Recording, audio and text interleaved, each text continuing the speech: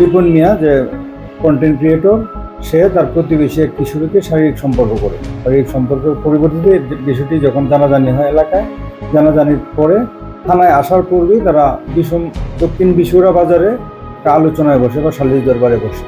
সালিশ দরবারে একটা সিদ্ধান্ত হয়, সিদ্ধান্ত যখন বাস্তবায়িত হয় না, তারপরে বিষয়টা এলাকায় সামাজিক যোগাযোগ মাধ্যমে ব্যাপক প্রচার হয়।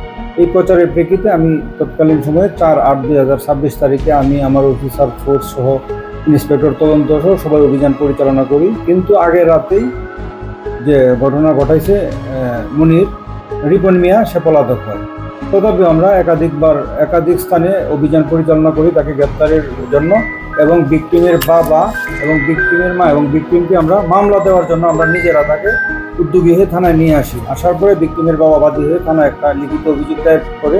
এই প্রেক্ষিতে 4/8/2026 তারিখ দিবাগত রাত 12টা 5 মিনিটে একটি ধর্ষণ মামলা রুজু হয়। ধর্ষণ মামলা রুজু হওয়ার পর আমার মামলার তদন্তকারী অফিসার অন্যান্য অফিসার বিভিন্ন অভিযান পরিচালনা করে পরবর্তীতে গত রাত 12 ঘটিকার সময় রিপিট অ্যাকশন ব্যাটালিয়ন অর্থাৎ রেড 14 ময়মনসিংহ গৌরীপুর থেকে ময়মনসিংহ জেলার গৌরীপুর এলাকা থেকে তাকে গ্রেপ্তার করে আমাদের নিকট হস্তান্তর করে আমরা একে থানায় নিয়ে আসছি। বর্তমানে আমাদের থানায় হেফাজতে আছে।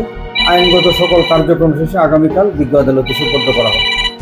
আচ্ছা, এখানে একটা প্রশ্ন, সেটা হচ্ছে এই মেয়ের কিশোরীর বাবা মাও নাকি একটু পলাতকের মতো ছিল, তো কোনো গাড়াগা ছিল, এটা এটা হ্যাঁ, এই ঘটনা সত্য। আমরা যখন প্রথম যাই, প্রথম ভিকটিমকে এবং ভিকটিমের মা বাবা কাউকেই পাই নাই। ভিকটিমের মা অন্য জায়গায় ছিল, বাবা বন্ধে কাজ করতে গেছিল, আর ভিকটিমকে তার এক খালাতো বোনের বাড়ি হিরণপুর, পূর্ব আদালত আমাকে হিরণপুর পাঠিয়ে দেয়। তারা মামলা করতে খুব একটা আগ্রহ ছিল না, যেহেতু এলাকায় তারা বসছিল এই জন্য।